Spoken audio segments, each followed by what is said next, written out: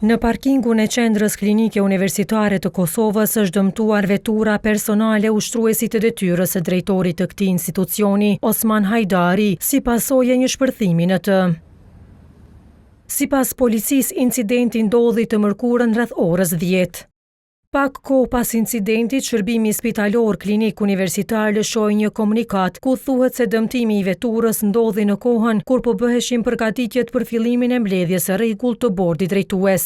E vet ushtruesi i detyrës së drejtorit, Osman Hajdari, tha se ky akt lidhet me detyrën e tij zyrtare.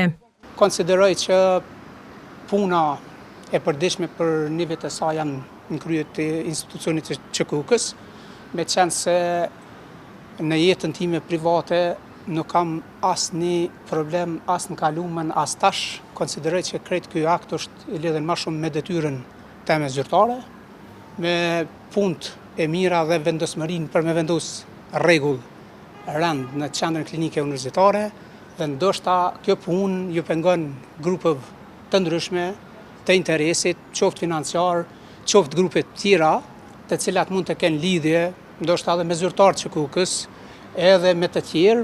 Pa përmendur emra, Osmani u shpreh se nuk do të zbrapset ndaj kërcënimeve e shantazheve.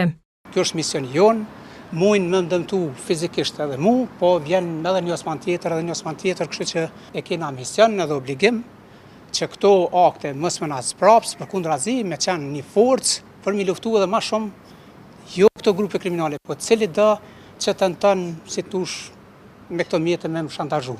Nuk ka kush që në jetën time mundet me më shantazhu, as grup kriminal, as individual, as kush. Pas incidentit për vizitë në QKUK shkoi ministri i shëndetësisë Arben Vitia, por nuk u deklarua për media. Osman Hajdari u emërua ushtruesi i detyrës së drejtorit të QKUK-s në janar të vitit 2024. Ai ishte në mesin e 3 kandidatëve që plotësuan kushtet për pozitën e drejtorit të QKUK-s në konkursin që u anulua një ditë më parë.